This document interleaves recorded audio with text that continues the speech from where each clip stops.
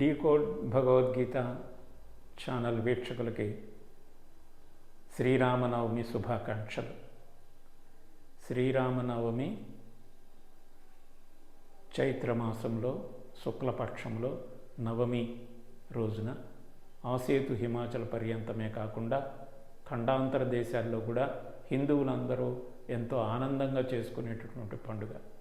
ఆ సందర్భంగా భద్రాచల రాముని జగద్గురు శంకరాచార్యులు వారు స్తుతించినటువంటి శ్లోకము మీతో పంచుకుంటున్నాను.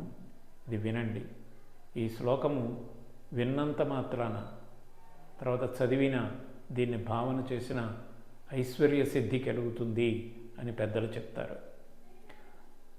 వామాంకస్థిత జానకీ పరిలసత్ కోదండదండం కరే చక్రం చోర్ధ్వకరేణ బాహుయుగళే శంఖం శరం దక్షిణే బిభ్రాణం జలజాతపత్రనయనం భద్రాద్రి మూర్ధ్ని స్థితం కేయూరాది విభూషితం రఘుపతిం సౌమిత్రి యుక్తం భజే. లక్ష్మణునితో కూడి వామాంకములో సీతామ్మవారితో ఉన్నటువంటి భద్రగిరిపై వెలసినటువంటి శ్రీరామచంద్ర, నీకు నా నమోవాకములు. ఈ భావనతో రాముల వారిని ఈ రోజున మనం ప్రార్థిద్దాం. ఐశ్వర్య సిద్ధే కాకుండా ఆపద నివారణే కాకుండా ఆరోగ్య ప్రాప్తి కూడా జరిగేటటువంటి రామనామామృతాన్ని మనం ఈ రోజున చక్కగా గ్రోలదాం.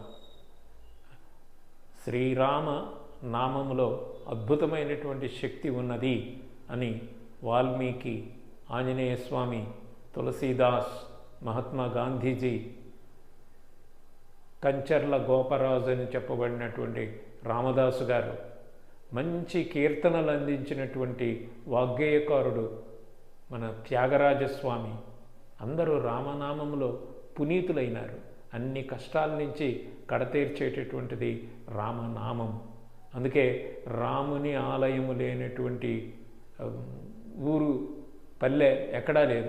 రామాలయం తప్పకుండా ఉంటుంది.